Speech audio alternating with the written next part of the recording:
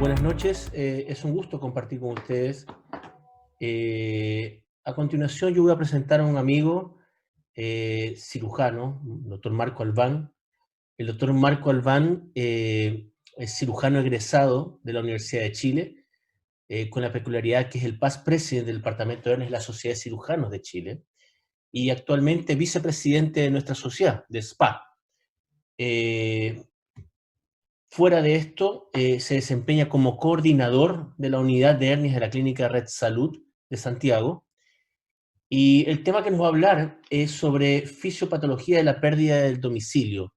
Este es un tema demasiado interesante, demasiado intenso, y sería muy bueno que prestemos mucho la atención porque el doctor Albán, aparte, tiene un capítulo publicado referente justamente a este mismo tema en Selles, en la última edición, donde toca todos los puntos que vamos a escuchar en este momento. Así que, sin más preámbulo, Marco, por favor, la sala es tuya.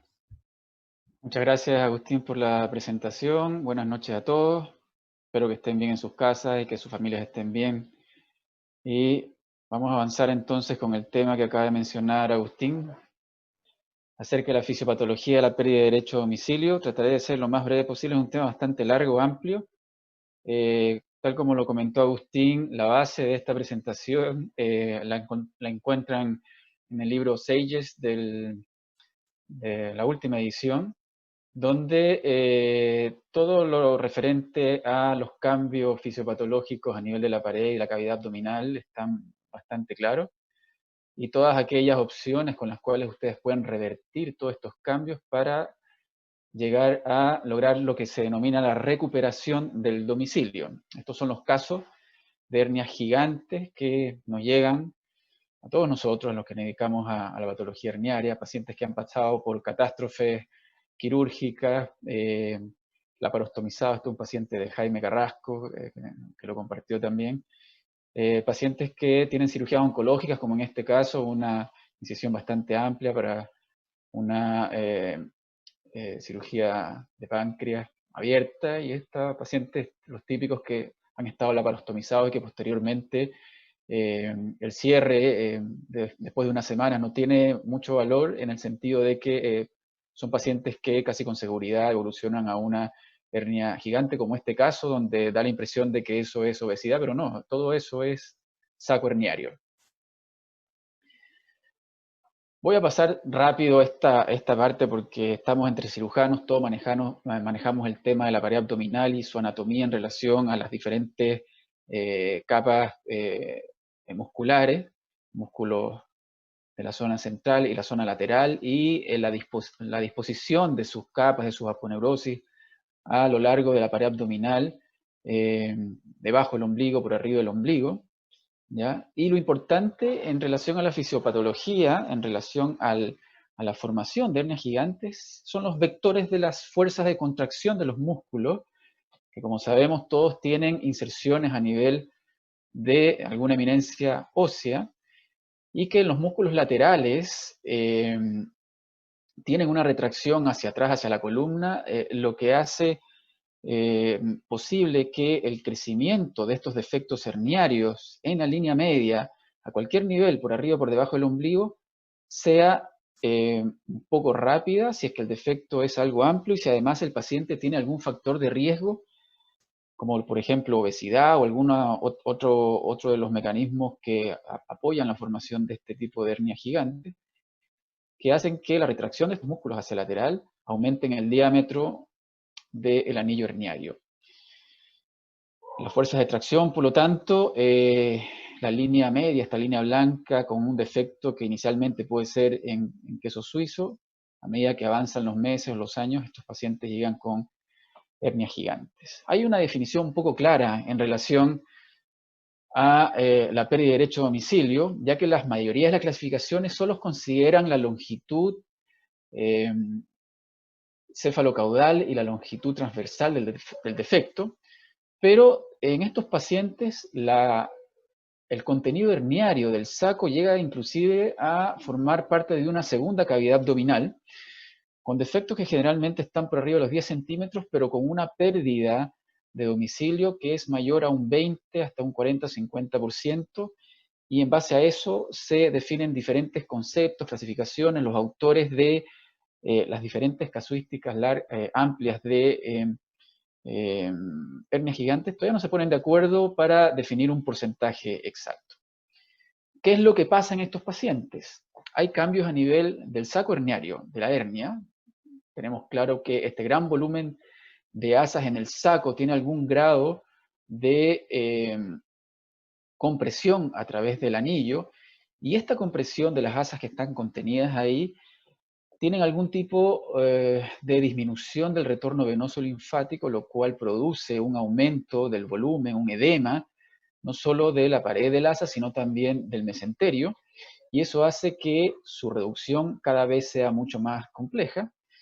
Y esta compresión de las asas hacia el anillo hace que, por una inflamación mecánica, se produzcan adherencias que dificultan aún más su retorno a la cavidad abdominal.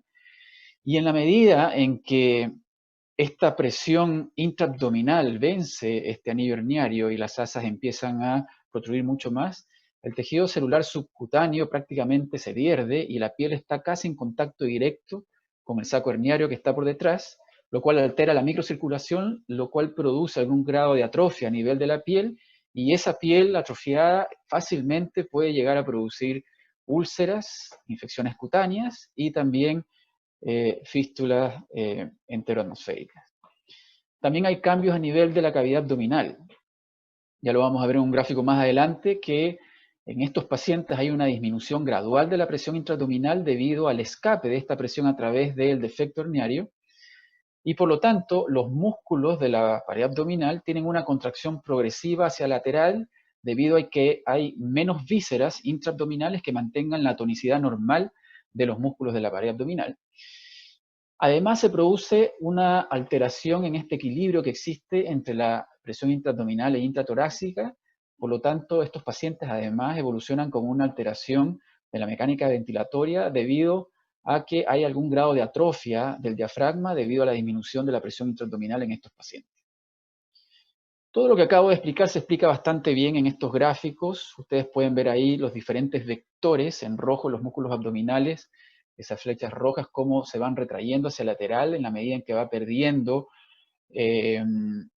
vísceras la cavidad abdominal porque están saliendo hacia el saco herniario, lo que muestra ahí las flechas verdes, y el anillo en flechas azules cada vez se va aumentando un poco más el diámetro hasta que es tanto la salida de estas asas que empiezan a producir alteraciones a nivel cutáneo. Todo esto debido a la pérdida de la presión intraabdominal. Básicamente ese es el mecanismo inicial, obviamente con la presencia de un defecto herniario.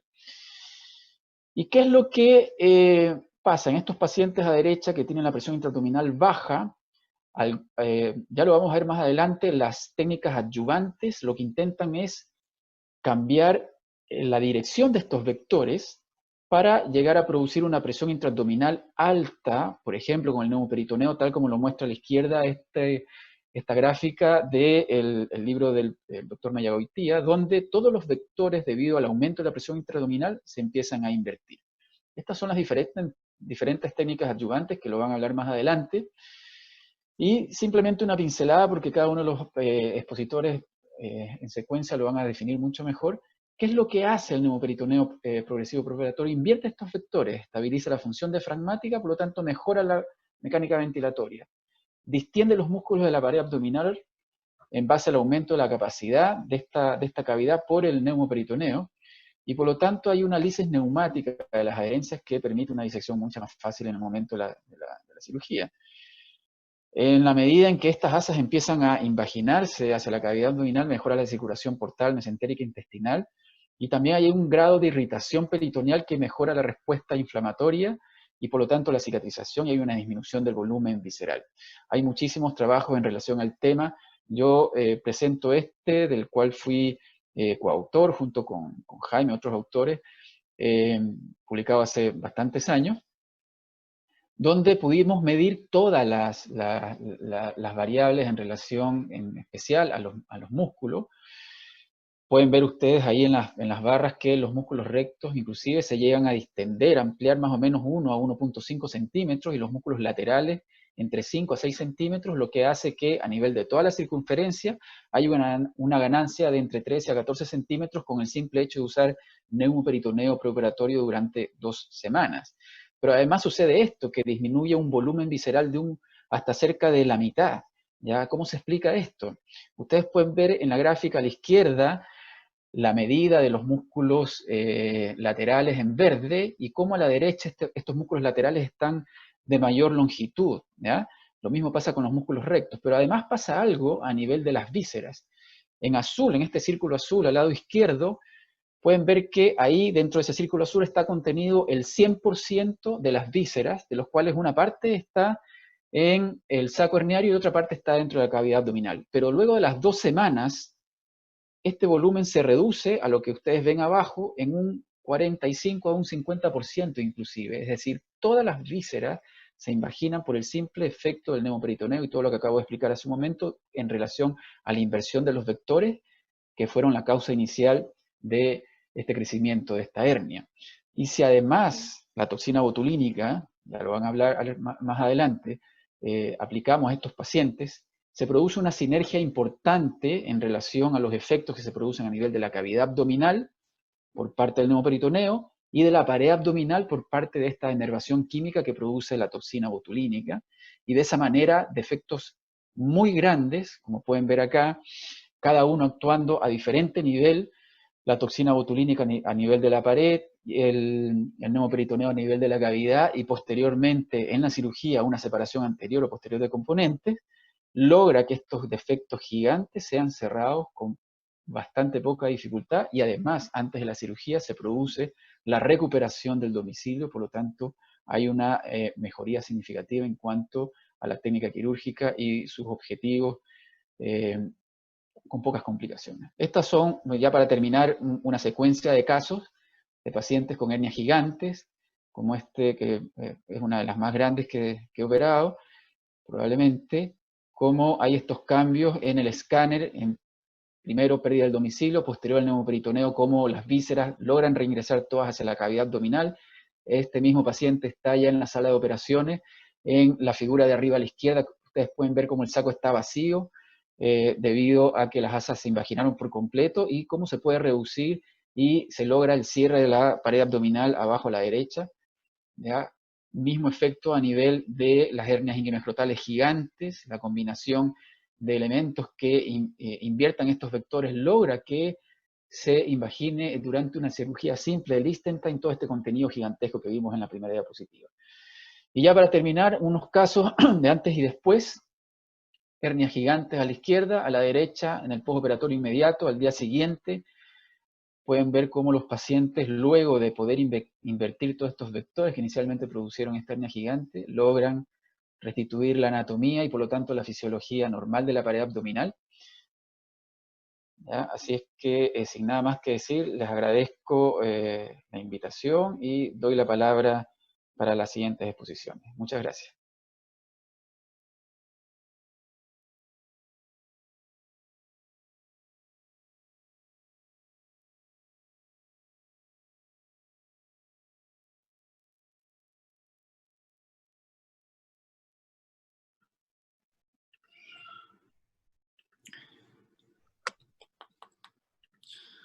Muy bien. Muchas gracias, Marco, por tu excelente presentación. Me asumo al saludo a toda la gente que nos acompaña esta noche, esperando que todos se encuentren bien y su familia en sus casas. Vamos a avanzar con el programa entonces. A continuación les presento al doctor Joram Jakubowski. Él es cirujano general del Hospital Sotero del Río. Es una persona que se ha dedicado en los últimos 3 años, diría yo, a la pared abdominal de manera muy persistente. Es un cirujano con mucha experiencia en la cirugía de hernia compleja, y de hecho él es parte del equipo que se está creando en el Sotero para la resolución de una cantidad de pacientes impresionante que tienen los hospitales públicos en general. Joram va a ser el líder prontamente de este equipo, así que en los próximos años lo vamos a ver más y más en los congresos, espero que nacionales e internacionales, porque al poco andar va a tener una experiencia que probablemente va a sobrepasar a la de todos nosotros de manera bastante rápida. Joram nos va a conversar sobre las manejo preoperatorio de los pacientes con hernias incisionales o con hernias gigantes. Adelante, Yoram, muchas gracias.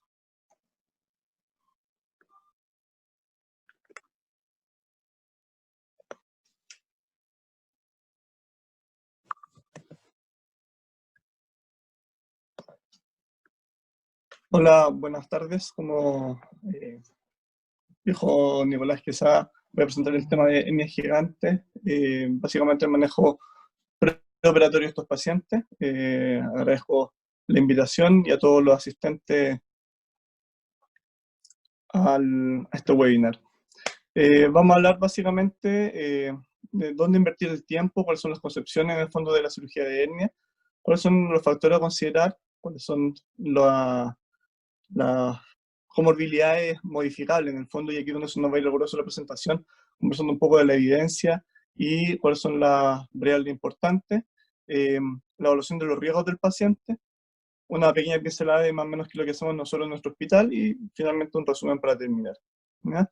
En la concepción clásica de cirugía de hernia, la verdad es que lo que se hacía principalmente era invertir mucho tiempo en la cirugía. Ya la parte preoperatoria y la postoperatoria no importaba mucho en el fondo, y en la medida que las técnicas de cirugía laparoscópica y técnicas de separación de componentes se han ido masificando, se ha ido cada vez ocupando más tiempo en la parte preoperatoria, en el fondo para ayudar a disminuir algunos riesgos, ¿ya? ¿Cuál es la importancia del manejo preoperatorio? Básicamente que queremos evitar las complicaciones postoperatorias, ¿ya? Los eventos de sitio operatorio, principalmente las infecciones, disminuir el riesgo de recidiva y con esto disminuir los costos del tratamiento y las hospitalizaciones prolongadas, ¿ya? Esto un poco para que conversemos todos el mismo idioma, las definiciones de los eventos de los sitios operatorios, que van desde la celulitis hasta situaciones catastróficas como son las fístulas enterocutánea, ¿ya? Y dado la diversidad de la clasificación, se generó el concepto de eventos del sitio operatorio que requieren intervención procedural, que son todos los eventos que van a requerir algún tipo de intervención. ¿Cuáles son los factores a considerar? Bueno, primero el cirujano, y esto incluye también al centro donde trabaja este cirujano. El cirujano tiene que estar capacitado y el centro tiene que tener la infraestructura y los equipos adecuados para poder hacer una correcta evaluación y tratamiento del paciente, ¿no? Factores del paciente, factores sociales, económicos, las comorbilidades, que es probablemente lo más importante en el fondo, factores de la hernia como tamaño, pérdida de derecho a domicilio, cirugías previas, que tengan mallas previas, etc. Y de la técnica que vamos a usar. No es lo mismo usar una técnica de puente que hacer una cirugía con separación de componente anterior o posterior. Y en el fondo, con todos estos factores, tenemos que ver cuáles son los factores que son modificables para poder modificarlo y disminuir los riesgos de nuestros pacientes, y tener claro cuáles son los no modificables y cómo van a afectar esto en los otros de nuestros pacientes, para nosotros saber qué es lo que estamos haciendo y qué le estamos ofreciendo a nuestros pacientes. Respecto al cirujano, bueno, el cirujano y el centro en el que trabaja son siempre modificables, y es importante uno tener claro cuáles son sus limitaciones. En el fondo, si es que estoy yo y el centro en el que trabajo capacitados para resolver al paciente de la mejor forma posible. Si es que yo estoy capacitado y mi centro tal vez no está listo, tengo que fomentar que se generen los equipos, ya equipos de nutrición en el fondo, tener buen diálogo con los equipos de broncopulmonar, con el equipo de endocrinología, con el equipo de UCI, de anestesia, para generar un sistema que pueda resolver estos pacientes, ¿ya? Y si es que estamos lo suficientemente capacitados, entonces preparar al paciente, operarlo y hacer un buen seguimiento. Y si es que no estamos suficientemente preparados, como les decía, empezar a preparar y mientras tanto no tenemos la capacidad, saber a dónde derivar. ¿Por qué? Porque si no, hernias pequeñas pueden transformarse en una catástrofe, como se ven en las imágenes, ya sea una fractura de la malla por una mala elección de material, o derechamente por desconocimiento de las técnicas, llevar a disrupciones bilaterales de la línea semilunar o disrupciones completas de la vaina posterior, ¿no? Respecto a los factores del paciente, los factores modificables propiamente tal, tuve un trabajo publicado en 2015 que es una revisión de una base de datos norteamericana multicéntrica que evalúa procedimientos quirúrgicos, y en este caso específico lo que se intentó ver es los factores de riesgo para hernia ventral electiva y de urgencia.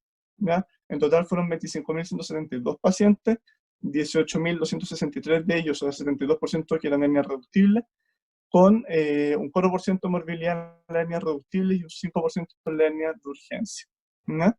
Se hizo una regresión logística. Los factores de riesgo importantes que se vieron fueron índice de masa corporal mayor a 30, el tabaquismo, la clasificación de ASA, medida que aumentaba el ASA, aumentaba el riesgo, el abordaje abierto y la hernia, que en sí eran hernias recurridas, como factores de riesgo para eventos del sitio operatorio, y factores de riesgo para la estadía hospitalaria, que son modificables, por un montón de factores, pero me interesa los que vamos a poder modificar: el uso de alcohol, la historia de época en el fondo del paciente, y la hipoalbuminemia.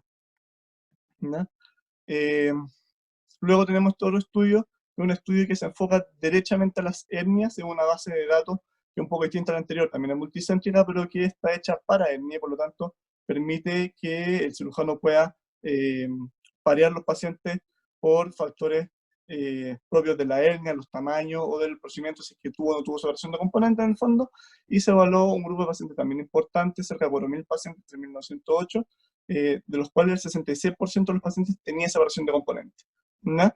Y ahí evaluaron principalmente tabaquismo, obesidad y diabetes, y lo que encontraron es que en la medida que los pacientes tenían más comorbilidades modificables, los pacientes tenían mayor riesgo de infecciones del sitio operatorio, así como de ocurrencias que requerían procedimientos intervencionales para su resolución. El tabaquismo, si bien por sí solo en este trabajo no es un factor que aumenta el riesgo, sí es un factor que potencia los otros factores de riesgo. Por lo tanto, con esto en mente, los factores que vamos a intentar modificar en nuestros pacientes son la obesidad, el tabaquismo, la diabetes y la parte nutricional. Respecto a la obesidad, tenemos un trabajo del Dr. Rosen que se basa en esta misma base de datos, donde evalúa cómo afecta el índice de masa corporal en los pacientes que se someten a cirugía de hernia ventral con malla, ya sea la línea media o lateral, por vía abierta y en forma electiva. Se hace un seguimiento a 30 días para ver infecciones del sitio operatorio y ocurrencias que requieren intervención procedural. Pacientes con IMC promedio 31.3.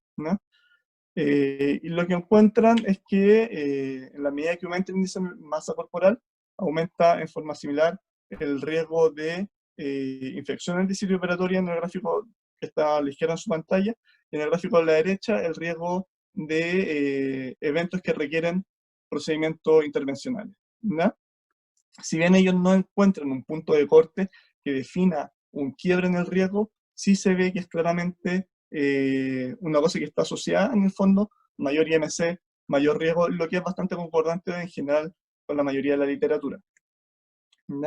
El mismo grupo desarrolló un manejo médico precisamente para disminuir el riesgo en estos pacientes, y ellos publicaron un estudio con 25 pacientes con IMC promedio de 49, que los sometieron a una dieta tipo keto en el fondo, con conservación o un poco de elevación de la cantidad de proteínas diarias para el paciente, disminución importante de los carbohidratos, en el fondo una dieta de menor, o sea, de menos de 800 kilocalorías al día, intentando llegar a un IMC objetivo de 25-27. Acá es súper importante que ellos lo que sí hicieron mucho, y escribieron harto en el paper, es involucrar al paciente, y el paciente se ponga los objetivos, aclararle que esto es para disminuir el riesgo de su cirugía, de que probablemente los que son hernias recurridas tiene que ver la recurrencia también con su obesidad, es decir, que no solamente una falla técnica, sino que además del aporte de la comorbilidad del paciente. En promedio ellos lograron una baja de peso de 24 kilos, más o menos 21 kilos eso. Lo importante de este estudio es que ellos lograron esta baja de peso importante, y además lograron que la baja de peso se mantenga a 18 meses en este grupo de pacientes. Es decir, pacientes fueron seguidos durante 1 año y medio y lograron una baja de peso estable. Lo que nos habla de que el manejo médico es factible en este grupo de pacientes, y además nos habla de que hay una motivación propia del paciente que tiene una hernia para bajar de peso, que va más allá de solamente el bajar de peso, porque la hernia en sí es un problema grave para este paciente y él lo siente como tal, ¿no? Por lo tanto hay una motivación extra en este grupo de pacientes, ¿no? Y por último, esto es una guía que se publicó en en conjunto de la Sociedad de Hernia Norteamericana y de la Sociedad de Cirugía Metabólica y Bariátrica Norteamericana, donde se evaluó la literatura y mediante consensos de expertos se llegó a las siguientes conclusiones. Básicamente que hay una relación entre la obesidad y las hernias de nodo e incisionales, que hay mayor riesgo de recurrencia en los pacientes obesos y de complicaciones en los pacientes obesos, que si bien el riesgo empieza a aumentar cerca de un IMC de 30, previo a esto, o previo al IMC 30, es seguro operar a los pacientes, y ellos definen que con un IMC mayor a 50, en el fondo es prohibitivo, el riesgo es demasiado alto para operar, y queda la duda o la discusión de qué hacer con los pacientes con IMC entre 30 y 50. Y hay evidencia que establece que la cirugía bariátrica, en conjunto con cirugía de hernia laparoscópica, cuando los pacientes son susceptibles de resolverse por vía laparoscópica en completo, la indicación es hacerlo en conjunto, ¿ya? Sin embargo, los pacientes que requieren reparación abierta de su hernia, lo que ellos establecen es hacer un enfrentamiento por etapas. En los pacientes que son susceptibles de cirugía bariátrica, primero hacer una cirugía bariátrica y posteriormente hacer la cirugía de reparación de la hernia, y los pacientes que no son susceptibles de cirugía bariátrica, en el fondo, ofrecerles tratamiento médico y posteriormente hacer la cirugía de reparación de hernia abierta. Respecto al tabaquismo, existe un montón de evidencia en el fondo, se conoce bien claramente la fisiopatología, de cómo el tabaquismo aumenta el riesgo operatorio, principalmente, que es lo que más nos interesa a nosotros, de la herida operatoria, ¿ya? Y nuevamente volvemos a esta revisión de la base de datos de la NSQIP, donde se evalúa la reparación de hernias ventrales en fumadores activos por su grupo y en pacientes no fumadores o exfumadores. Y hicieron, que encontraron alguna diferencia entre los dos grupos, un pareamiento por propensity match, ¿no? Y encontrando en total 16.900, cerca de 16.000 pacientes, ¿ya? ¿Qué es lo que encontraron ellos? Que existe mayor riesgo en la morbilidad respiratoria, mayor riesgo en la morbilidad cardíaca y mayor riesgo en la morbilidad de la herida operatoria, en el fondo, en el grupo de fumadores versus el grupo no fumadores. Y además encontraron que hay una correlación en cuanto a la cantidad de paquetes años que fuma el paciente respecto a cualquier tipo de morbilidad. En el fondo, pacientes que fuman o que tienen mayor índice de paquete de años tienen mayor riesgo además. Estos son los resultados luego de variarlos nuevamente y que muestran un poco lo mismo en el fondo, que estos pacientes tienen mayor mortalidad, mayor morbilidad de cualquier tipo, mayor morbilidad de la herida operatoria y mayor morbilidad cardíaca. ¿No? ¿Cuáles son las limitaciones de este estudio? Es que exige que el paciente lleve un año sin fumar previo a la cirugía, que es algo que no hacemos en la práctica clínica, normalmente son 4 semanas, ¿ya? Que incluye cirugías de emergencia, tanto como electiva, que incluye cirugías con heridas contaminadas, que incluye abordaje laparoscópico y abierto y que no ajusta por variables de la hernia. Y ahí, en respuesta a esto, se hizo una revisión de la base de datos de la American Hernia Society, donde se vio también un análisis pareado de 418 pacientes, un seguimiento de 30 días. Lo que encontraron fue que efectivamente existe un aumento del riesgo de complicaciones a expensas de ocurrencia del sitio operatorio, principalmente de seromas, y que el resto de la ocurrencia del sitio operatorio, principalmente infecciones, no serían significativas. Ahora este estudio también tiene varios sesgos, todos sabemos que para infecciones profundas el seguimiento ya se sale de 90 días, que cuando hay una prótesis como una malla en el fondo se pueden tener infecciones que se consideran del área operatoria hasta un año, solo evalúa el riesgo del área operatoria, no evalúa riesgo en el fondo broncopulmonar, no evalúa riesgo cardiológico, no evalúa otros riesgos asociados, ¿ya? Respecto a la diabetes, esto es un estudio que evalúa dividida en tres grupos en el fondo, de pacientes diabéticos, pacientes no diabéticos, pacientes insuliноdependientes y no insulinodependientes, y también evalúa morbilidad general, médica, quirúrgica, en estos grupos de pacientes. ¿Ya? También por un N bien importante, cerca de 45.000 pacientes. ¿Ya? Ellos lo que encuentran es que la diabetes insulinodependiente y la diabetes no insulinodependiente aumenta el riesgo de complicaciones quirúrgicas, tanto de infecciones profundas, de infecciones, o sea, de licencia operatoria, y además de infecciones, de complicaciones médicas y de complicaciones cardíacas, ¿no?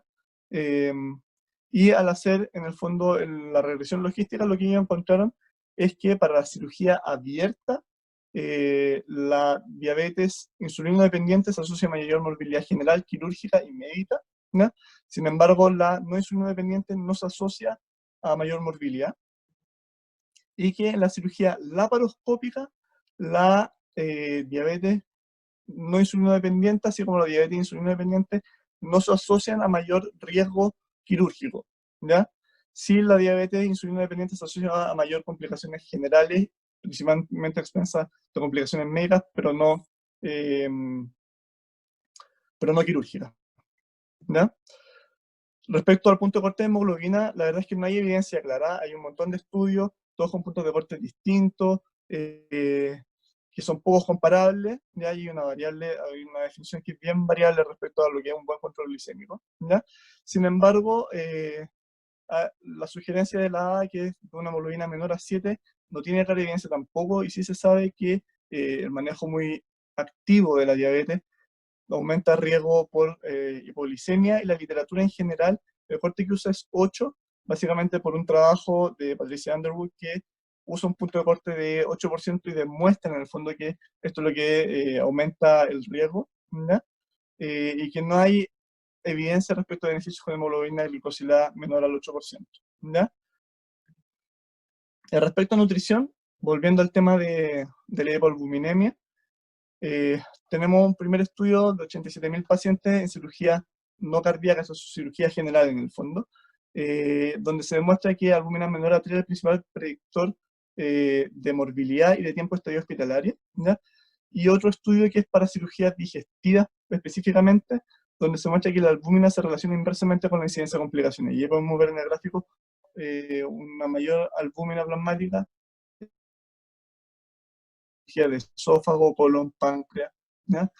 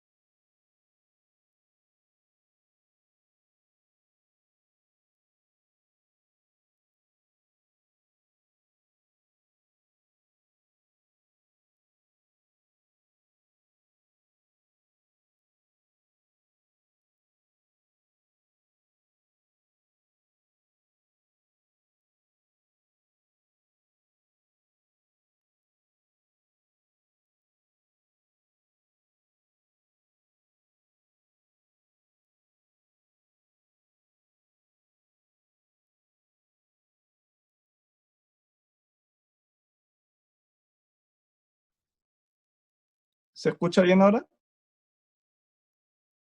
Sí, ahora sí. Perfecto. Volvemos a la parte de nutrición, entonces, que me dicen que es donde se cayó. Entonces, lo que les comentaba, que la hipoalbuminemia en el fondo se correlaciona con mayor riesgo quirúrgico en cirugía digestiva, ¿ya? Y el uso de arginina como inmunomodulador, que es esto que el uso de arginina perioperatorio, en el fondo una semana antes de la cirugía, después de la cirugía, también disminuye el riesgo de infecciones del sitio operatorio. ¿Se escucha bien, cierto? Sí. Respecto a la parte de riesgo y beneficio, en el fondo, lo que les comentaba, no es lo mismo un paciente asintomático desde el punto de vista de su hernia o que le molesta el bulto en el fondo, versus un paciente que está hospitalizado por obstrucciones. Obviamente, la sintomatología nos va a hablar un poco del riesgo de complicación de la hernia y de la celeridad con la que tenemos que resolver este paciente. Y por otro lado, evaluar el riesgo de las morbilidades del paciente, y en ese sentido hay una aplicación bastante buena, que es el CEDAR, que predice el riesgo y el impacto financiero de las complicaciones asociadas a la herida quirúrgica. Y aquí un pequeño ejemplo: un paciente con IMC de 40, tabáquico, diabético, mal controlado, que le vamos a hacer una cirugía de separación de componentes posterior, tiene un 52% de riesgo de complicación de la herida operatoria, con costos de la hospitalización de $10.000 y costos de la evaluación completa, digamos, incluyendo el seguimiento operatorio, de $25.000, versus el mismo paciente que también va a ir un TAR, pero con un IMC de 30, que detuvo su tabaquismo y que tiene un buen control de su diabetes, baja el riesgo de complicación un 17%, baja los costos de hospitalización a $3.500 y el costo de el seguimiento completo a $8.112. ¿Ya? ¿Qué es lo que hacemos nosotros en el fondo? Pedimos que los pacientes tengan una hemoglobina glicosilada menor a 7.5%, con una albúmina mayor a 3.5%, mayor a 3.5 gramos por decilitro. Si es que el paciente tiene una hemoglobina mayor a 7.5, el paciente se debería para evaluación por endocrinología y nutrición. En los pacientes obesos que tienen IMC entre 30 y 40, se hace una evaluación con equipo de nutrición y se les recomienda bajar al menos 5 kilos de peso previo a la cirugía. En los menores de 60 años con IMC mayor a 40, se derivan al equipo de cirugía bariátrica. Aquí tenemos harta conexión con el equipo de cirugía bariátrica, y los valores, el punto de corte de IMC y de edad, son porque son los que están establecidos para cirugía bariátrica en el hospital. En los mayores de 60 años e IMC mayor a 40, van a evaluación con el equipo de nutrición, y la idea nuestra es que bajen a un IMC menor de 40, pero en general siempre se les pide al menos una baja de 5 kilos. Se hace en todos los pacientes que son tabáquicos una evaluación multidisciplinaria para suspender el tabaquismo, y se les pide al menos 4 semanas previo a la cirugía. Sin embargo, los pacientes que son muy sintomáticos, hemos hecho excepciones y lo hemos operado con tabaquismo activo hasta ahora con buenos resultados en pacientes bien seleccionados.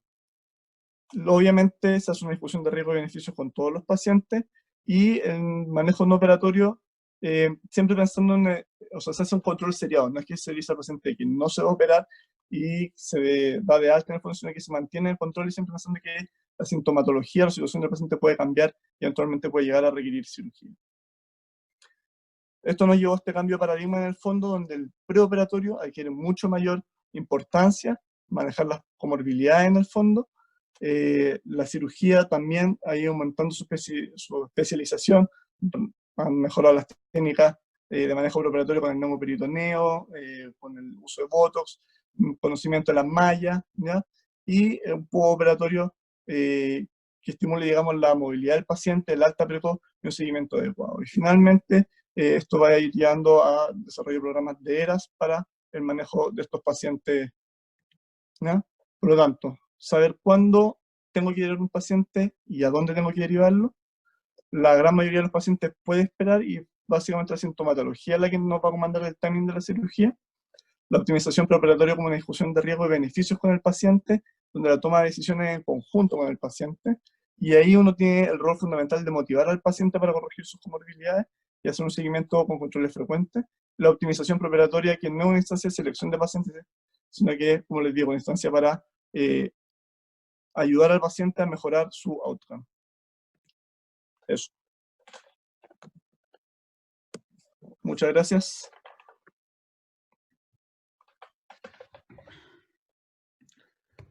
Muchas gracias, Yoram Jankowski. Una completa revisión del tema, una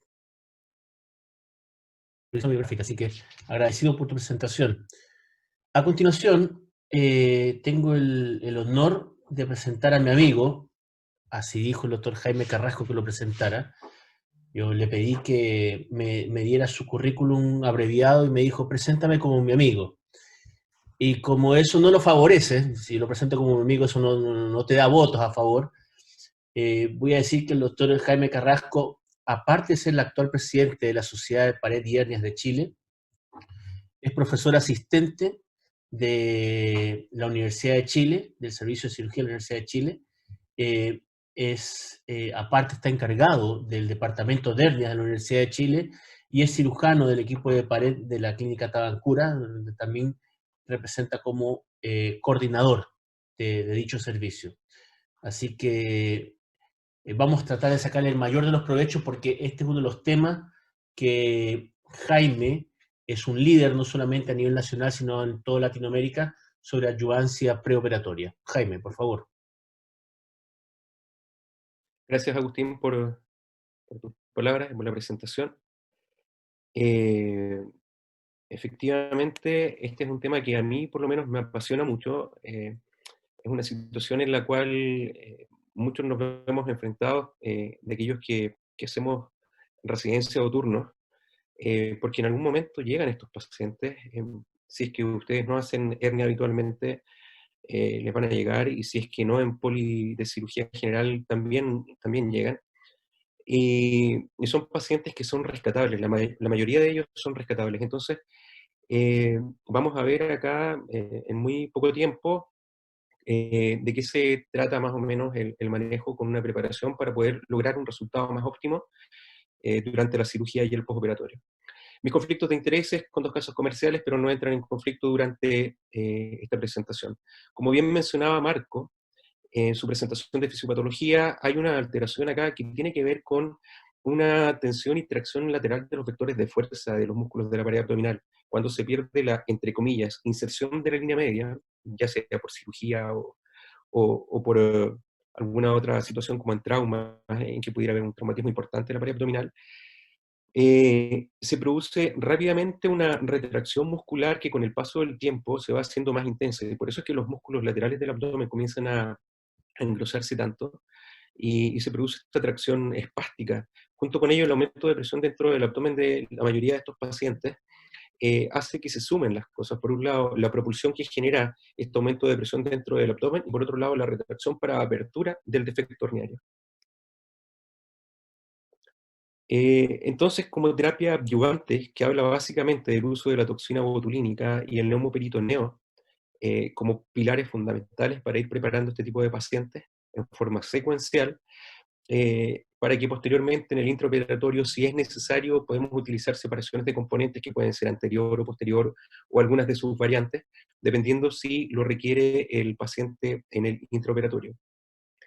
Nosotros esto lo hemos denominado como la suma de las fuerzas, porque en palabras sencillas estamos utilizando todas las estrategias que tenemos a la mano para ir ecualizándolas a cada paciente y darle la posibilidad de tener un intraoperatorio y un postoperatorio más seguro.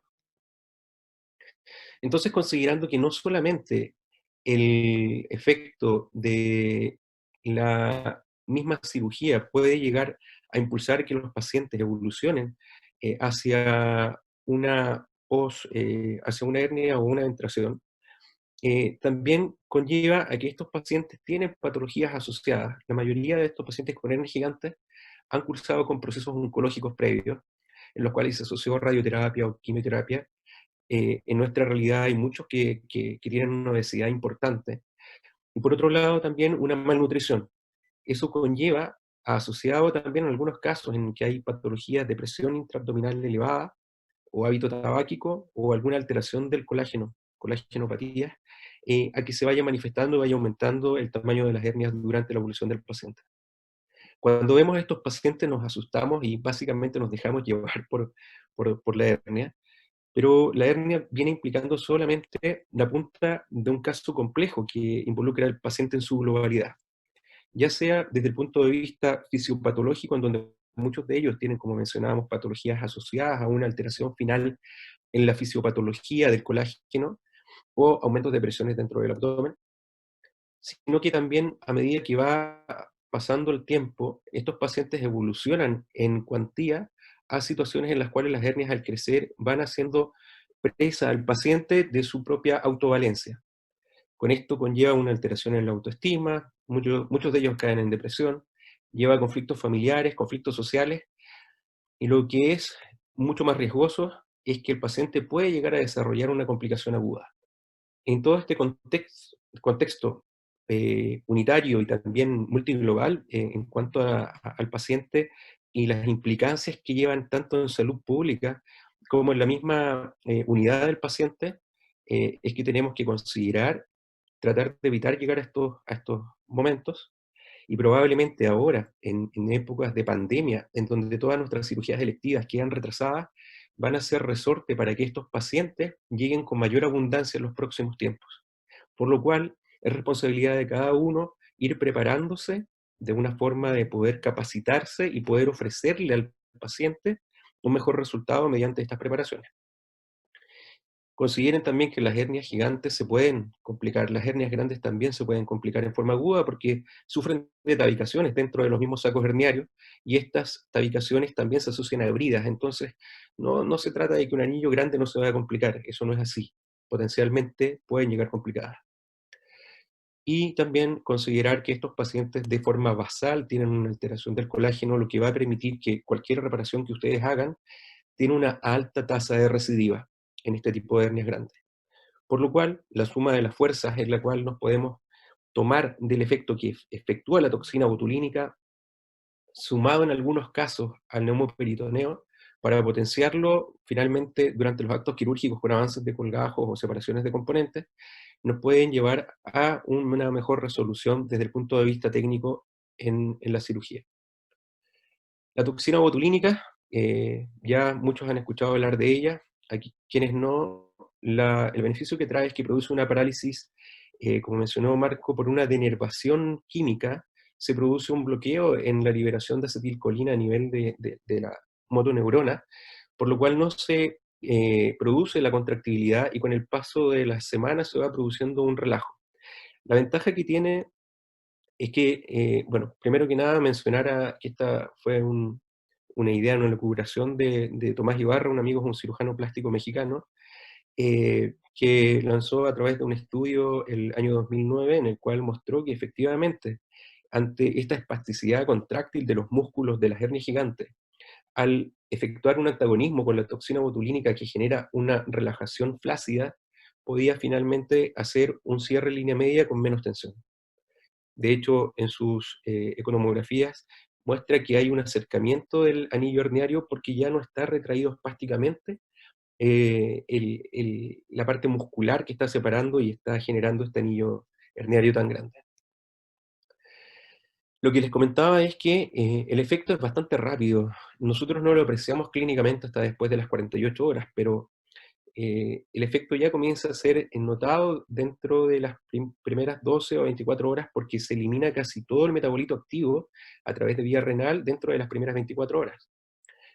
En estudios in vitro o en laboratorio se puede evidenciar, por ejemplo, abajo tienen los dibujos donde aparece una ratita, la cual se le reseca un pedazo de pared abdominal, a la ratita de la fotografía B no se le aplica toxina y se sutura, la ratita de la fotografía C se sutura y sí se aplica toxina, y a las horas se comienza a hacer electroestimulación, con lo cual aquella que no tiene toxina botulínica se viscera importantemente, y la que sí tiene protección con toxina botulínica no se viscera tanto.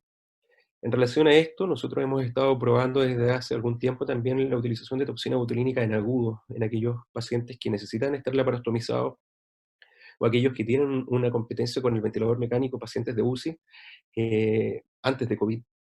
Pacientes que están hospitalizados en UCI y que requieren mucho bloqueo neuromuscular y que tienen conflictos con la ventilación, y le hemos aplicado toxina y los beneficios han sido bastante decidores, por lo cual, por decirlo de una forma, la toxina botulínica, según una apreciación bastante personal, viene a marcar un antes y un después para el manejo de las grandes eventraciones.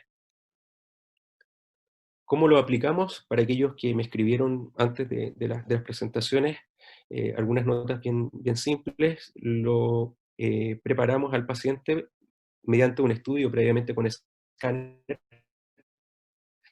Estamos infiltrando la clínica en un plano que queda entre el músculo oblicuo interno y el músculo transverso, que se ve muy claramente en los escáneres. Como pueden ver en esa fotografía, el músculo oblicuo interno es bastante grueso, también el músculo oblicuo externo, y el transverso, que se supone que es el músculo que aproxima, está muy delgadito. Por eso es que finalmente la ecuación es hacia la tracción lateral, porque los músculos que son distractores son mucho más potentes que el músculo que une. Y en esa unión entre oblicuo interno y transverso es en donde aplicamos la toxina. Con trocar de punción espinal. Ese es un trocar de punción espinal que puede ser número 25, 27, son bastante finos. Hay algunos que traen punta roma, otros que traen bisel, dependiendo de la casa comercial de origen. Normalmente yo ocupo unos que tienen un poco de bisel porque si no, el que tiene punta roma cuesta introducirlo a través de la piel y tiende a doblarse un poco, entonces utilizo el que tiene bisel. Y uno va sintiendo las capitas a medida que entra. Sientes escarpa, sientes la aponeuriosis oblicuo externo, sientes la masa muscular del oblicuo interno, y cuando llega justo al plano donde está la mayor cantidad de neuronas concentradas, que es entre el oblicuo interno y el transverso, al paciente le molesta. Previa medición de la longitud de la entrada del trocar con el escáner, y todo coincide cuando uno hace esta técnica a mano libre, digamos. También lo pueden hacer a través de guía ecográfica, que es lo que se está preconizando actualmente porque es más seguro para el paciente y también el cirujano queda más tranquilo y no se pierde la toxina. No pasa nada si accidentalmente atraviesan y caen dentro de la cavidad abdominal y inyectan un poco de toxina, pero se va a perder el efecto potencial. Entonces la idea es que ojalá toda la toxina que están aplicando quede en ese plano, interplano muscular.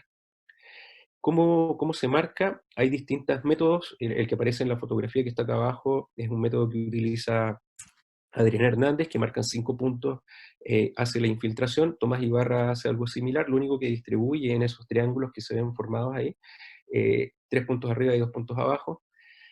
La verdad es que uno a medida que pasa el tiempo y va funcionando pacientes y va viendo los efectos, va probablemente modificando las técnicas.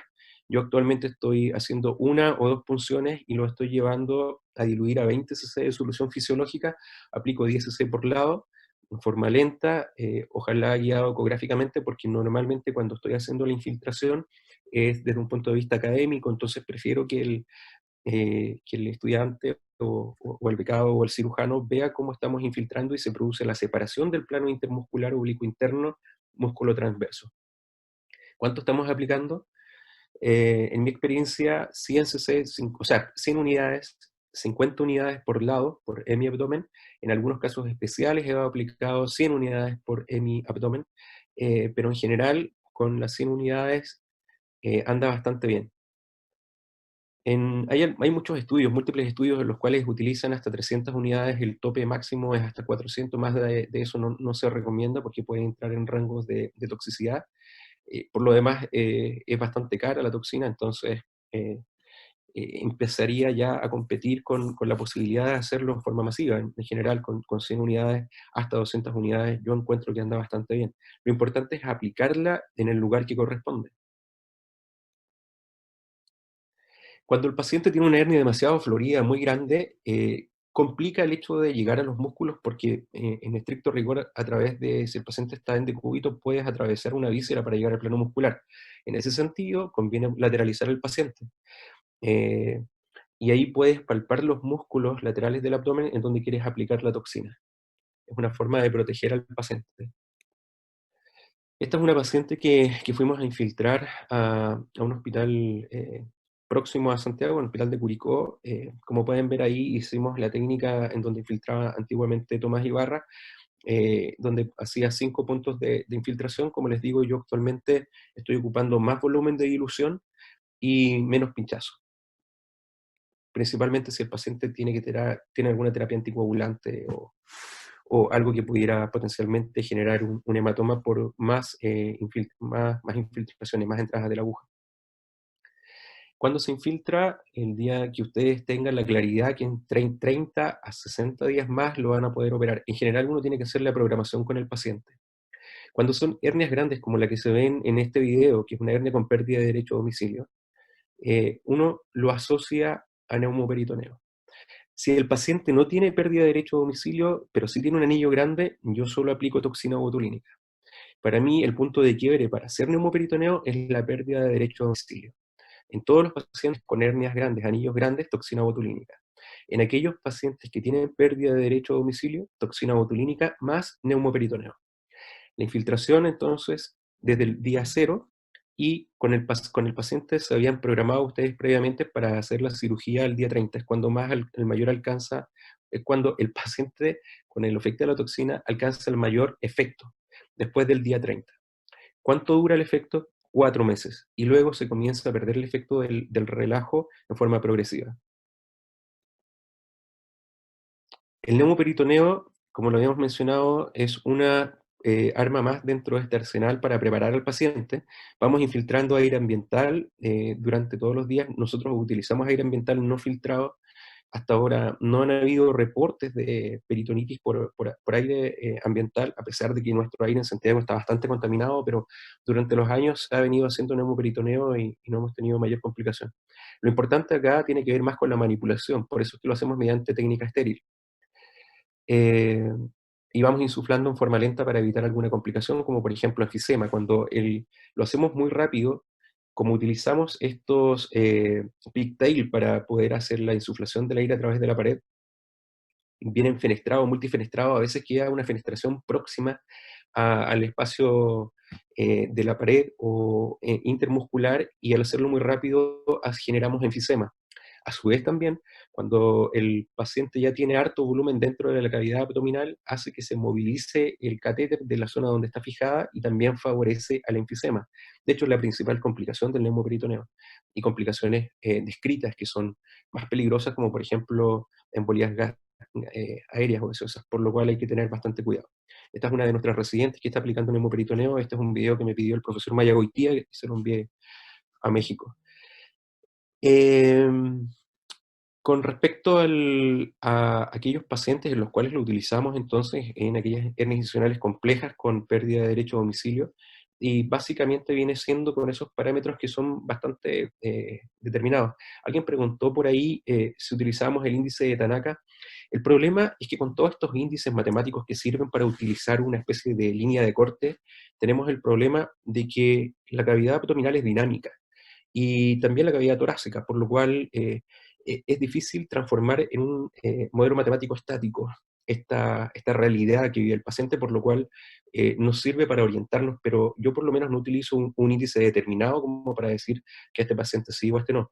Más que nada miro el escáner y se veo que el volumen visceral es mucho más grande que la capacidad que me entrega el abdomen para recibirlo, con separaciones importantes de los músculos en el anillo. Para mí eso lo considero como pérdida de derecho a domicilio y preparo al paciente con neumoperitoneo asociado. Este es el trabajo que mostró Marco Albán hace un rato. Es un trabajo que hicimos en el Hospital Clínico de la Universidad de Chile, donde estábamos formando equipo con Marco. Y en verdad, más que nada, acá lo importante es ver la capacidad que genera el aire que se expande en forma tridimensional dentro de la cavidad abdominal, elongando los músculos, disminuyendo el volumen visceral. Con esto generas mayor continente y disminuyes contenido para lograr el cierre de la pared abdominal sin aumentar la presión intraabdominal, lo cual es lo que estamos tratando de evitar para evitar un síndrome compartimental. Estamos trabajando, por lo menos desde hace algún tiempo, con el neumoperitoneo abreviado. Lo hacemos en forma diaria, de entre 5 a 7 días, con aire ambiental, volúmenes de 1000 cc por día, con ocultación contralateral para estar seguro de que estamos dentro de la cavidad abdominal. Dejamos al paciente en reposo por un par de horas, con evaluación de los parámetros clínicos cada media hora.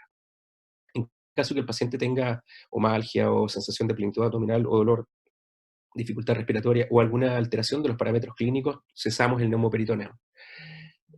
En algunos casos bien anecdóticos lo he hecho en forma ambulatoria, pero el paciente tiene que contar con la posibilidad de llegar rápidamente al centro asistencial donde trabajo, en el caso que tuviera alguna complicación. Yo no lo recomiendo.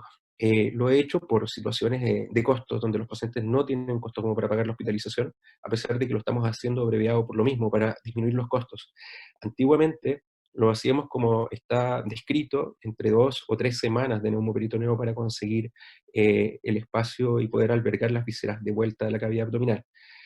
Pero sabemos lo que implica eso en los hospitales públicos, en los cuales el auge y la patología oncológica se come todas las camas y los días camas. Si vamos a poner un paciente con hernia y va a ocupar la unidad y la cama por 3 semanas o un mes, estamos quitándole la posibilidad a pacientes oncológicos de poder ser resueltos, por lo cual es muy difícil integrar estos pacientes en nuestras tablas quirúrgicas en hospitales públicos. La idea del neumoperitoneo abreviado es poder entregar una resolución más rápida en cuanto a la hospitalización. Y obviamente este neumoperitoneo abreviado, para que funcione, como lo mencioné anteriormente, tiene que estar asociado al efecto previo de la toxina botulínica. no hago neumoperitoneo abreviado si es que no tengo acceso a toxina botulínica previa. Entonces, para esta estrategia aplicamos la toxina botulínica el día 0, iniciamos neumoperitoneo el día 25, hospitalizamos al paciente el día 30, pero esto era para el paciente ambulatorio. En general, el paciente ahora lo estamos haciendo hospitalizado. ¿Y por qué les digo que hospitalizado? Porque estos pacientes son protrombóticos. Ya por la patología de base son protrombóticos. Si asociamos un neumoperitoneo, aumentamos el riesgo de trombosis y de tromboembolismo pulmonar. Por lo cual también hay que asociar medidas acá, como es la kinesioterapia respiratoria, las medidas antiembólicas, y en los casos ya más avanzados con respecto al neumoperitoneo, también utilizamos terapia farmacológica para evitar trombosis. Por lo cual son pacientes que idealmente la recomendación es que lo hagan hospitalizados. Y con 5 a 7 días de neumoperitoneo ya se puede efectuar la cirugía cuando tenemos un mes previo de toxina botulínica. El efecto del neumo, básicamente ya lo han visto previamente, es la liberación de adherencias, reducción del volumen visceral, elongación de los músculos, y esto se potencia cuando ha sido infiltrado con toxina botulínica previamente. Entonces, pacientes con grandes hernias, con anillos bastante amplios, con volúmenes viscerales que se encuentran principalmente albergados en la hernia y no da espacio a reducirlos a la cavidad abdominal, efectuamos toxina botulínica y neumoperitoneo abreviado. Con eso podemos conseguir el efecto de poder trabajar por un lado más seguros, porque no está toda la masa visceral en la hernia, y hacer una reducción más simple. Conseguir esto, como Marco mencionaba, una recuperación de domicilio, en donde las vísceras caigan nuevamente a la cavidad abdominal. Y en el preoperatorio, siempre con todas las medidas de estas hernias grandes, son pacientes que normalmente los invaden para una mejor monitorización, con sondas Foley y también para tener una vejiga colapsada. Y de la cirugía no les voy a hablar mucho porque esto lo vamos a ver en el próximo webinar, pero la idea es que también tengan una alta precoz. Como les mencionaba, pacientes protrombóticos, tratar de empezar a movilizarlos rápidamente después de la cirugía. Esto será mencionado en el próximo webinar, pero es una de las ramas más para el manejo como separaciones de componentes, tanto anterior como posterior y sus variables, para el manejo de estos pacientes.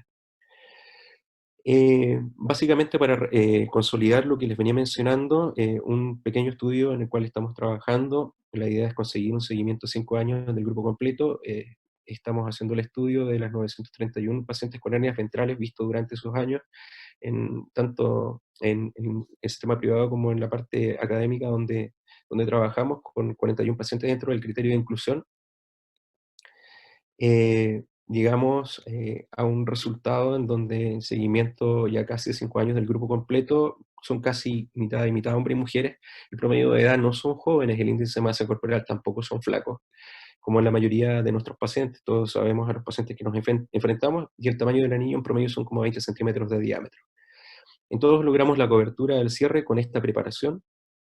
Siempre utilizamos mallas de alta densidad para la reparación de estos pacientes. En muchos casos utilizamos separación de componentes, sino en casi todos, y con promedio de 3 horas de cirugía. Eso es básicamente porque nos estamos demorando más en la reparación cosmética, no solamente nos quedamos con la reparación funcional, sino que para tratar de entregarle al paciente la globalidad de su recuperación, es que estamos utilizando también resección del excedente dermograso para que tenga una mejor funcionalidad. En otro webinar más adelante también veremos ese ítem. De complicaciones mayores en este grupo de pacientes no tuvimos. Complicaciones menores tenían que ver con la separación o la apertura de los colgajos dermograsos, considerando que las pieles de las hernias gigantes son pieles bastante sufridas, porque la hernia al crecer va generando trombosis las perforantes, y con eso disminuye la irrigación y se nutre básicamente de los capilares del saco, vasos de neoformación, y al hacer la reparación de la hernia la piel comienza a sufrir. Por lo cual, estamos utilizando algunas técnicas que favorecen un mejor resultado, como una incisión trans-suprapúbica extendida. Y los resultados son bastante favorables. Y como para consolidar aún más en el control, por ejemplo, este es un paciente que pueden ver que el anillo es bastante grande, con un saco herniario importante. Después de efectuado el neumoperitoneo se reduce, esto es un neumoperitoneo abreviado de 5 días, se logró reducir a la cavidad abdominal el contenido visceral que estaba en el saco, y este es un control a los 3 años. Hacemos control dentro de este grupo de seguimiento con escáner una vez al año, con una afiliación bastante aceptable por parte de los pacientes, y como pueden ver, la línea media está unida.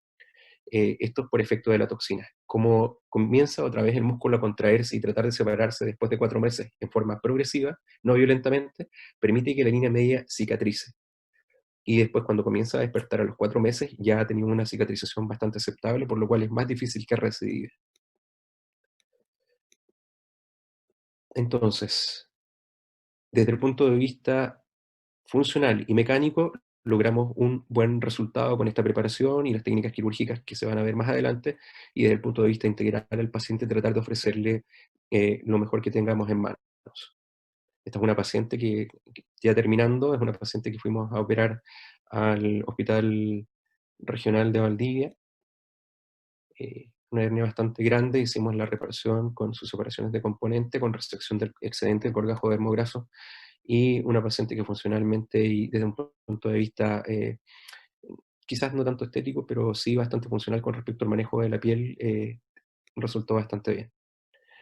Esto es para una presentación en otro webinar que van a tener noticias más adelante, en donde vamos a hablar de la evolución de la separación de componentes en pacientes con lipectomía.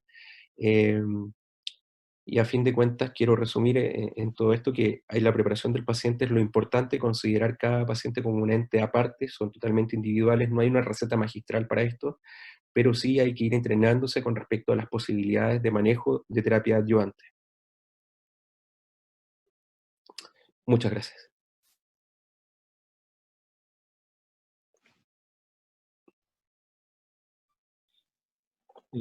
Muchas gracias, Jaime, por tu excelente presentación. Vamos a abrir la posibilidad de preguntas al público, y mientras Agustín nos prepara algunas preguntas del público, yo quería hacerle una pregunta a Marco. Marco, ¿cuándo defines tú, porque tú nos mostraste en el fondo que la definición no es clara, pero ¿cuándo defines tú que un paciente tiene una pérdida de domicilio como para pensar en hacer alguna técnica adyuvante? Te lo pregunto porque no todas las pérdidas de domicilio son tan importantes. A veces uno ve un escáner que uno al ojo puede calcular un 20-30% de pérdida de domicilio con un anillo pequeño, y muchas veces, pequeño entre comillas, 10 centímetros, no necesariamente implica que uno tenga que usar alguna técnica ayudante. ¿Cómo lo haces tú para definir cuándo vas a usar toxina o cuándo vas a usar neumo? Gracias por la pregunta, Nicolás. Mira, la selección de la técnica y de la adyuvancia se ha modificado mucho desde que empezamos a usar toxina botulínica, ¿ya? Antes, la gran mayoría de estos casos iban a neumo, y nos orientábamos en algo similar al índice de Tanaka, como para tomar la decisión, pero con la toxina botulínica los logros que se producen a nivel del aparato abdominal son impresionantes. Ya, por lo tanto, cada vez, al menos yo en mi práctica clínica, cada vez uso menos neumoperitoneo preoperatorio. Yo te diría que, sin exagerar, creo que ha pasado como 1 año y medio o 2 años que no he hecho un neumoperitoneo preoperatorio, y la última vez que lo usé fue en un paciente que tenía una pérdida de domicilio probablemente mayor a un 40%, o sea, era una hernia bastante grande, 40 o 50%, y fue un neumoperitoneo abreviado, o sea, fue toxina más el neumo. Actualmente he aumentado la dosis de toxina, partí con 100, ahora voy en 200, y la verdad es que con eso y una buena técnica de separación, los pacientes en general andan bastante bien. Súper. Una pregunta para el doctor Jaworski. Tú nos comentaste un poco el protocolo del Sotero del Río en el manejo de los pacientes con obesidad, pero no es lo mismo un paciente con un índice de masa 45, con un anillo de 10 centímetros sin pérdida de domicilio, que un índice de masa 45 con un 30 o 40% de pérdida y un anillo de 18 centímetros. Entonces, aparte del tamaño de la hernia y del porcentaje de pérdida de domicilio, ¿hay alguna otra característica del paciente que a ti te haga pedirle más o menos baja de peso, y en qué te fijas tú clínicamente para manejar ese paciente? En cuanto a la obesidad me refiero. Bueno, como decíamos al principio, una de las cosas importantes es la sintomatología del paciente. No es lo mismo un paciente la molestia, digamos, el peso de la hernia, digamos, que un paciente que ha estado con hospitalizaciones por obstrucción en el fondo y que necesita más premura para repararlo. Eso es una de las cosas importantes. Si tú tuvieras, por ejemplo, un paciente que llega atascado, o que llega complicado en el fondo, ¿qué le vas a ofrecer a un índice de masa muy alto con una hernia grande? ¿Qué le ofrecerías? O sea, lo más probable es que pacientes que tienen, respecto a la cirugía misma, en el fondo, pacientes que llegan de urgencia, lo más probable es que uno va a uno va a ofrecer una reparación temporal que permita salir de la urgencia, más que hacer una cirugía definitiva de reparación. O sea, evitar hacer cirugías de separación de componentes en pacientes de urgencia, en que uno sabe que van a andar mal, en el fondo que tiene mayor riesgo de andar mal, van a ir quemando puentes que puedan solucionarle su hernia una vez que el paciente esté preparado. Y en el Sotero, por ejemplo, en pacientes que no son candidatos a cirugía bariátrica por diversas razones, ¿qué alternativas ves tú ahí como posibilidad para ofrecerle? O sea, ahí está un poco lo que publicaba Rosen respecto al manejo médico en estos pacientes, que es lo que ellos hacen en esta dieta tipo keto, y como les decía en el momento, implicaba además también un gran trabajo de involucrar al paciente, y son pacientes que en general se comprometen con su tratamiento, porque ellos son los que están sufriendo en el fondo los efectos y la muerte y la hernia. En ese sentido, dime. No, te voy a preguntar si ustedes tienen alguna experiencia con el uso de balón o cirugía bariátrica previo a la reparación de hernia. Como es hospital público, la verdad es que tenemos poco acceso al balón. Tenemos un caso de una paciente que se hizo uso de un balón endoscópico, todavía no está el elipse masificado, con bastante buenos resultados respecto a la pérdida de peso y la resolución de la hernia. Pero como te digo, en un hospital público es difícil llegar a tener esa posibilidad. Muchas veces es más fácil hacer una cirugía bariátrica, digamos, más que antes que por la realidad local, digamos. De acuerdo. Jaime, una pregunta. Hay una tendencia, ¿cierto? Y de acuerdo a lo que nos mostraste tú y lo que nos mostró Marco, que potencialmente la toxina, al elongar los músculos de la pared abdominal, podría de alguna forma disminuir el tamaño de los anillos. Y hay alguna tendencia de algunos cirujanos que dicen aplicar la toxina como para, por ejemplo, no hacer una separación de componentes. ¿Qué opinas tú respecto a eso? Depende del tamaño. En verdad, yo, dentro de ese estudio que mostré, el 10% de los pacientes los puedo hacer en cierre primario. Entonces, efectivamente, hay un porcentaje de pacientes que se pueden beneficiar sin hacer separación de componentes, pero pensando en que este enfoque está dado para pacientes con hernias bastante grandes, en la mayoría sí les puede hacer separación de componentes. Por otro lado, eso te entrega un poco más de respiro como cirujano en el postoperatorio inmediato, que el paciente no vaya a hacer una hipertensión intraabdominal, porque, sin embargo, a pesar de que uno los puede relajar bastante, el paciente, la mayoría de estos pacientes tienen otras comorbilidades, incluso respiratorias. De acuerdo. Ahora, hay una cosa que yo quería acotar respecto a la pregunta anterior. Es súper complejo manejar estos pacientes desde el punto de vista de baja de peso. La mayoría de ellos tienes que intervenir en la ingesta porque no lo puedes mandar a hacer deporte. O sea, son pacientes con hernias gigantes que les duele moverse incluso. Entonces, viene siendo una complicación por sí mismo el hecho de la obesidad. Ojalá en algún momento pudiera haber la oportunidad para la parte pública en la cual se pudiera acceder al manejo a través de balones para baja rápida de peso o terapias complementarias asociados en un equipo, un multiequipo para poder favorecer la baja de peso y poder después llegar a una buena resolución quirúrgica. Pero es un debe que tenemos como salud pública en nuestro país. Jaime, y cuando, cierto, tú nos comentaste que en el momento que uno pone la toxina, uno sabe que más o menos 30 días después tiene que ir a operar al paciente, ¿cierto? Pero, ¿qué objetivo le propones tú al paciente antes de, me refiero, antes de llegar a ese día cero, en términos de peso? ¿Para ti es relevante o juega más con la cantidad de dosis de toxina? No, para mí es súper importante el peso. Les trato de pedir, de hecho Marco sabe, porque cuando trabajábamos en el JR juntos, nuestro jefe obligaba a que el paciente ojalá bajara bajo 32, índice de masa corporal, ¿ya? Porque previamente a ello habían tenido resultados no muy buenos con pacientes más obesos. Actualmente yo estoy trabajando con un IMC de 35, de ahí hacia abajo ya empiezo a operar los pacientes. Ahora si me llega un paciente con IMC de 34, le pido que llegue a 32, y efectivamente, como mencionaron ustedes, el paciente lucha y le pone empeño, y por el objetivo de tratar de solucionar su problema es cuando más bajan de peso. Por otro lado, durante el perioperatorio y el postoperatorio inmediato también continúan bajando un poquito más de peso. Hay que aprovechar ese empuje y seguir incitándolo a que continúe con la baja. Pero sí, para mí el peso es súper importante. No descanso tanto en la toxina, a pesar de que sí es un respaldo importante.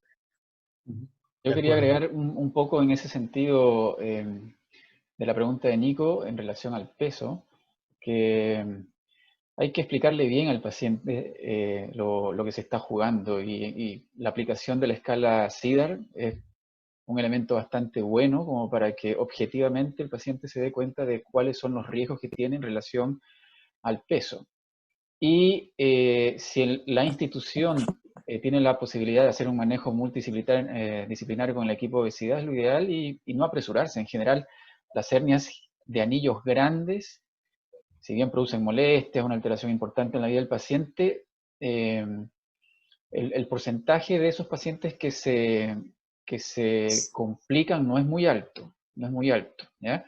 Así es que uno puede esperar un poco. Son pacientes que generalmente llevan años esperando por su cirugía. Esperar un par de meses más para disminuir el peso, sea por tratamiento médico o con el uso del balón, porque no es necesario que el paciente llegue a un índice de masa de 25 o de 30 para operarse, pero sí bajar unos 10, 15 kilos con balón les ayuda harto. De acuerdo, muchas gracias por responder tan fielmente las preguntas. Voy a interrumpirlos momentáneamente. Este tema da para muchas preguntas, pero tenemos unas 3 o 4 preguntas que fueron realizadas justamente por los expositores para la audiencia. Así que vamos a subir en este momento las siguientes preguntas y vamos a esperar que ustedes respondan. Queremos saber qué tanto fue el impacto de las charlas en sus respuestas. Respecto al manejo de las técnicas ayudantes de preparación de hernias gigantes, la toxina botulínica y el neumoperitoneo, ¿usted antes no las conocía? ¿Las conoce pero no las aplica? ¿Las conoce y las aplica infrecuentemente o las aplica siempre?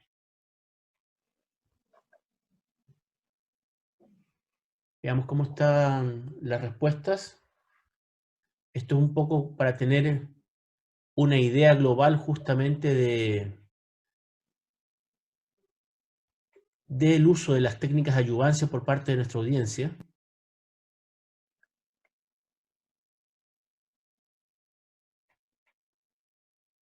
Cristian, ¿cómo vamos? ¿Están respondiendo? Sí. Les damos unos segundos más. Ahí está.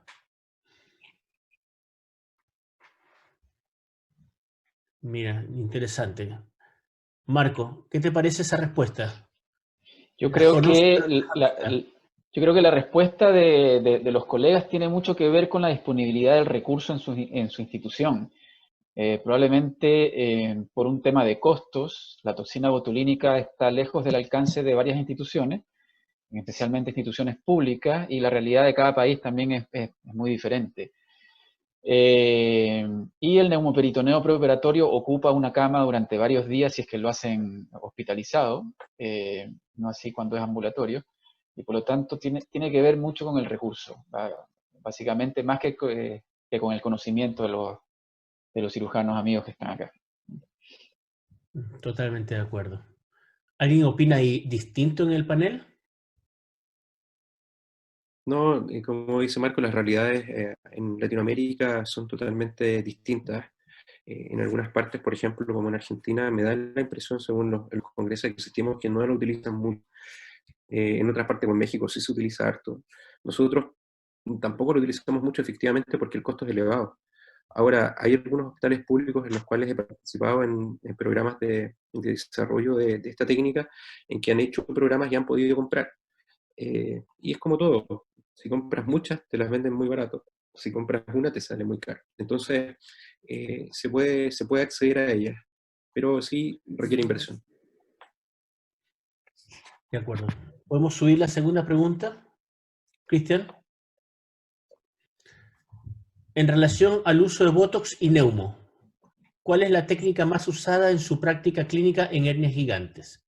Esto es para quienes lo han usado o en global, si es que la han usado o no la han usado, el Neumo, el Botox o la combinación de las fuerzas, Neumo más Botox.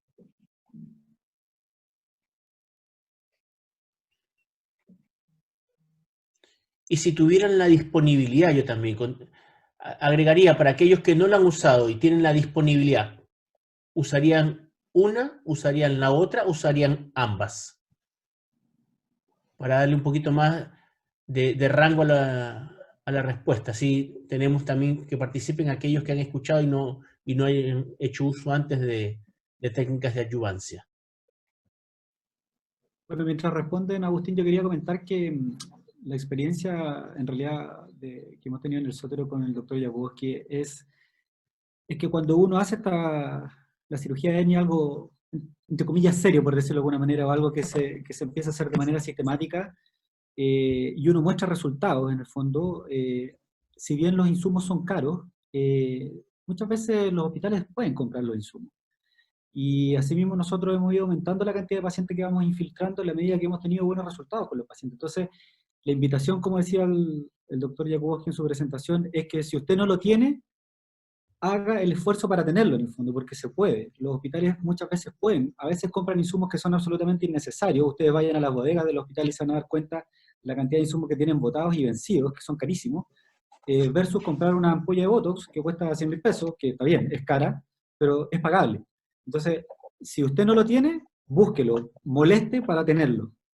Y ojo que probablemente lo tenga en su hospital porque no solo se usa en hernias, lo utilizan otras especialidades y probablemente vaya a la farmacia de su hospital y se encuentre, como dice Nicolás, con toxinas botulínicas a punto de vencer porque no se han usado. Así es que, ¿qué es lo que nos pasó a nosotros en algún momento en el hospital de la Chile? Cuando partimos con esto, había toxina botulínica en el hospital porque la usaban otros colegas.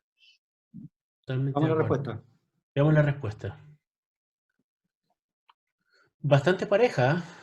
¿Sí? Bastante pareja.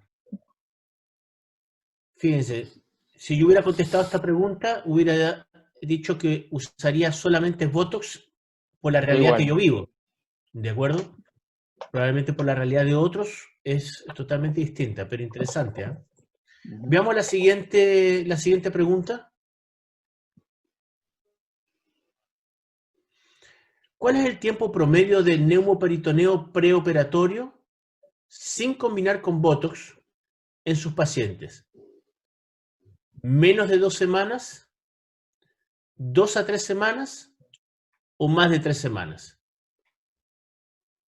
Esta pregunta es para aquellos que lo han hecho y para aquellos que vayan a hacerla. Invitamos a todos para que participen, no solamente los que hayan hecho neumo contesten esta pregunta. Si ustedes tuvieran la posibilidad o quieren empezar a hacer adyuvancia preoperatoria, lo usarían menos de 2 semanas, 2 a 3 semanas o más de 3 semanas. Esta pregunta tiene que ver para conocer la realidad en promedio en Latinoamérica, porque en general, la impresión mía es que en Chile es raro que uno haga más de 2 semanas de neumoperitoneo preoperatorio, ¿ya? Y con el neumo abreviado es menos, pero la pregunta va guiada a neumo sin toxina. Y hay países donde el neumoperitoneo preoperatorio es mucho más prolongado, sobre todo en ciertas instituciones, ¿eh? Entonces, ¿cuál es la ganancia entre 2 semanas, 3 semanas o 4? Es variable. O sea, está publicado y normalmente, por ejemplo, las pruebas que tiene Mayagoitía, que son con bastante pacientes, o los grupos mexicanos que tienen muchos, pero son prolongados, son neumoperitoneos de más de 2 semanas. Y lo que nosotros estamos tratando de demostrar es que efectivamente con un neumoperitoneo abreviado, pero con toxina previa, puede llegar a resultados similares con una hospitalización más abreviada. Perfecto. Veamos la respuesta. La mayoría usaría de 2 a 3 semanas y un porcentaje muy parecido, menos de 2 semanas. Tiene que ver un poco con lo que estuvo justamente hablando Marco con respecto a las realidades hospitalarias, ¿ya? Llevamos 1 hora 30 minutos exactas, ¿de acuerdo? Yo le regalaría 30 segundos a cada uno de los panelistas para que dé un último mensaje. Partamos en el mismo orden, con Marco, después con Yoram, y al final nuestro presidente, el doctor Jaime Carrasco, un mensaje para la audiencia de 30 segundos con respecto al tema que hemos estado conversando el día de hoy. Ok. Bueno, yo parto haciendo un comentario en base a algunas preguntas que no fueron respondidas, que están en el chat. Yo traté de responder lo que más pude, pero hay mucho entusiasmo y muchas dudas en relación a, por ejemplo, dónde poder capacitarse. Yo creo que cada uno tiene que buscar dentro de su respectivo país, porque estamos aquí entre varios colegas de Latinoamérica. Siempre hay algún referente, siempre hay alguna institución, algún grupo de hernia que tiene la capacidad y experiencia suficiente como para poder entrenarlos, y eso es factible dentro de cada país. Y todos los que estamos acá igual podemos recibir a gente afuera. La idea es compartir experiencias, aprender de ustedes y ustedes de nosotros, y demostrarles de cierta manera que la factibilidad de que ustedes ayuden a estos pacientes es mucho más sencilla de lo que se imaginan, y que generalmente no es posible por cierto tipo de obstáculos administrativos más que de conocimientos y disponibilidad. Así es que yo los entusiasmo a que pongan en práctica todo lo que estamos viendo ahora en beneficio de sus pacientes. De acuerdo, Yoram. No, sumándome un poco a la parte de capacitación, no solo capacitarse uno, yo creo que es importante tener la capacidad de armar un buen equipo en el hospital. No solo con los cirujanos, sino que esto implica tener conversaciones serias con los equipos, como les decía, de nutrición, con los equipos de UCI, de anestesia. En el fondo hay que armar más que un equipo bueno, un sistema bueno en el fondo, que permite ofrecerle a estos pacientes respuesta a su patología, porque son pacientes que necesitan evaluaciones por múltiples equipos siempre, en el fondo. Y en ese sentido, la parte de capacitación de uno es sumamente importante, pero de trabajar para formar un centro que permita resolver a estos pacientes es fundamental. Y también quería hacer la invitación a los que ya están trabajando en hernia a publicar sus datos, a generar evidencia, porque la verdad es que la evidencia en muchos temas todavía es bastante débil, y en ese sentido necesitamos fomentar la generación de evidencia para tener conductas más basadas en la evidencia y no tanto en la experiencia de algunos exponentes. Dale, Jaime. Bueno, primero que nada, un agradecimiento por la audiencia, a aquellos que se conectaron. Saludo a mis amigos mexicanos que están escribiendo en el chat. También quería agradecer al grupo por estar a esta hora después del trabajo. Perdón por la facha, estoy de turno en un hospital ahora, por eso no me pude etiquetar como sí los otros colegas. Y con respecto a lo que es hernia gigante y la preparación preoperatoria, efectivamente yo creo que uno tiene que, como lo mencioné anteriormente, adentrarse en poder capacitarse para poder aplicar estas terapias preparatorias para la cirugía, con el objetivo de conseguir un buen resultado para los pacientes. Hay estándares que están bien medidos, que están publicados, uno los puede tomar y basarse en ellos como para poder llevar también su práctica clínica. Y por otro lado, también adentrarse en el estudio. Hay múltiples publicaciones. Uno pareciera que no fuera así, pero yo recuerdo hace un par de años, era cosa de meterse al Cochrane y aparecen 40 publicaciones de toxina botulínica, probablemente ahora son muchas más. Entonces, existe la posibilidad de enriquecer el conocimiento a través de esto. Y efectivamente, como bien dice el doctor Jakubowski, generar publicaciones para ir dando pie a lo que son la medicina basada en evidencia. Sin embargo, yo creo que aquí tiene que ver mucho también la experiencia. Cuando la cosa es tan variable de paciente a paciente, cuando las patologías son tan heterogéneas, asociadas al mismo paciente, probablemente tengamos que, al igual que cuando uno hace entrenamiento en cirugía laparoscópica, aferrarnos de alguien que tenga la experiencia previa para saltarnos los pasos de los errores. Eso sería por mi parte. Los comentadores, si quieren decir algo. No, simplemente queremos terminar ya por beneficio de la hora, ¿cierto? Fue un seminario bastante interesante, con se tocaron varios puntos, en realidad, como dijo Agustín, evidentemente este tema da para hablar horas de horas. Probablemente parte de las cosas que quedan pendientes las vamos a ver en el próximo seminario la próxima semana, que tiene que ver ya más bien con la técnica quirúrgica. Así que muchas gracias a todos por la participación, gracias por su presencia, a los panelistas, gracias por el tiempo invertido en las presentaciones, muchas gracias en realidad por la calidad de la presentación, y si Dios quiere nos estamos viendo la próxima semana. Totalmente de acuerdo. Muchas gracias por haber compartido a todos y a los presentadores por su tiempo. Chao, que esté muy bien. Chao. Chao, buenas noches. Chao, gracias.